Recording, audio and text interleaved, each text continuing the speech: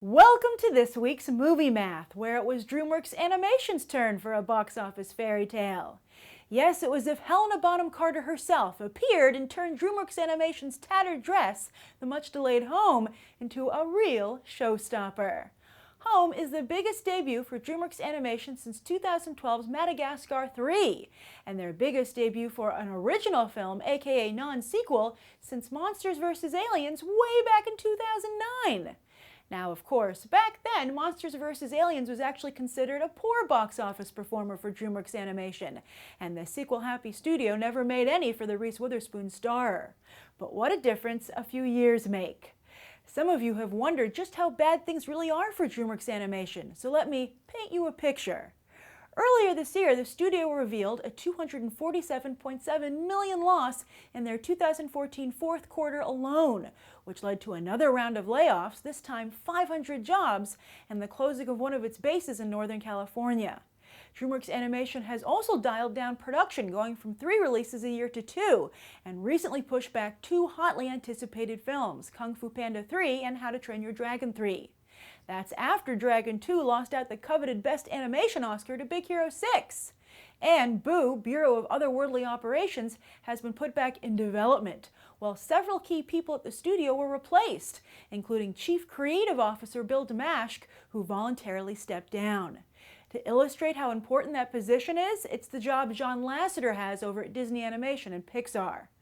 Of course, this has all led to Dreamworks Animation taking a beating on Wall Street, not just in terms of its stock, but the constant stream of headlines as Wall Street analysts keep evaluating the studio's bleak future. Dreamworks Animation has sought to get off the Wall Street roller coaster by going private, but couldn't convince anyone to buy the studio. Hasbro almost took the leap, yet as we've discussed before, rival Disney killed that deal by alerting Hasbro it would lead to a loss of all their Disney toy licenses. So, does a boffo first weekend for Home turn everything around? Of course not, but it does buy Dreamworks Animation some time. And Kung Fu Panda 3 up next for the studio in March 2016? That could create some positive momentum for the studio, which could then benefit their next original flick, Trolls, in November 2016. But perhaps even better news to come out of Home's success is that after The Karate Kid back in 2010, this is another win for diverse family entertainment. In fact, Home has debuted on par with that remake.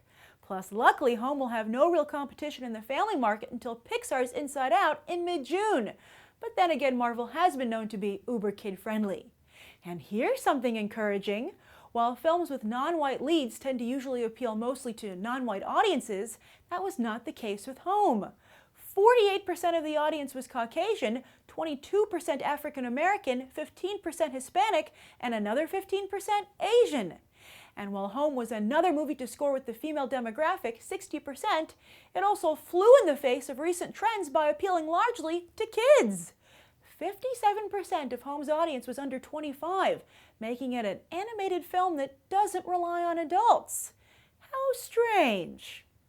So, what did adults go to see? That would be Get Hard, which came in second for the weekend with around $34 million.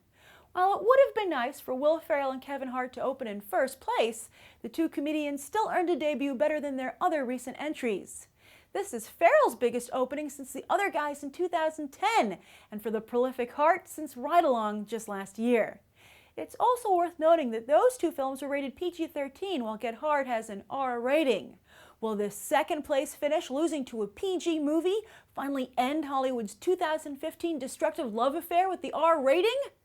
But one movie to benefit from a depreciated box office thanks to all these R ratings is another R-rated movie, It Follows. With over half the box office coming in at under $5 million a film, that allowed It Follows to capture the number 5 spot as it went semi-wide this weekend. Expanding to a little over 1,200 theaters, the indie horror flick nabbed $4 million in its third week of release. This is fantastic news for newbie writer-director David Robert Mitchell as well as lead actress Maika Monroe. Don't be surprised to see both sign exciting new deals in the next week or so, plus this shows that while exciting things are happening with low-budget sci-fi, horror is still the best genre in which to jumpstart your career. Elsewhere in the box office, Insurgent dropped a little under 60% in its second weekend, a few more points than Divergent dropped in its second weekend. In contrast, fellow femme-oriented pick Cinderella was able to once again keep its drop under 50% in its third week of release, but delivered even better news worldwide, where it was able to climb to second place for the year to date, overtaking Taken 3, as did Kingsman: The Secret Service. Kingsman also continues to hold steady domestically, falling just a little over 30% in its 7th weekend, while the second-best Marigold Hotel demonstrated the other best hold for the weekend, also in the 30th percentile. Then over in the specialty market, it looks like Jennifer Lawrence's team successfully killed Serena, as audiences took little notice of the 2012 film as it finally opened in 60 theaters. In addition to Lawrence and Bradley Cooper refusing to promote the film, it's also been available online for weeks, where it so far pulled in $1 million. And yes, as Dr. Evil himself discovers, these days that's a ridiculously low number. As for this coming weekend, Furious 7 looks to post a ridiculously high number, with the biggest debut for the franchise yet, an even bigger opening than Captain America: The Winter Soldier at the beginning of April last year. As you might recall, it was super hard for movies last year to open with more than 100 million. In fact, only Mockingjay Part 1 and Transformers were able to do so, with many studios claiming the Transformers number was fudged. Will 2015 be a different story? And that's the weekend box office. I'm Grace Randolph, and we just did some movie math. As always, thanks for watching, and I hope you'll go beyond the trailer for these other top movies.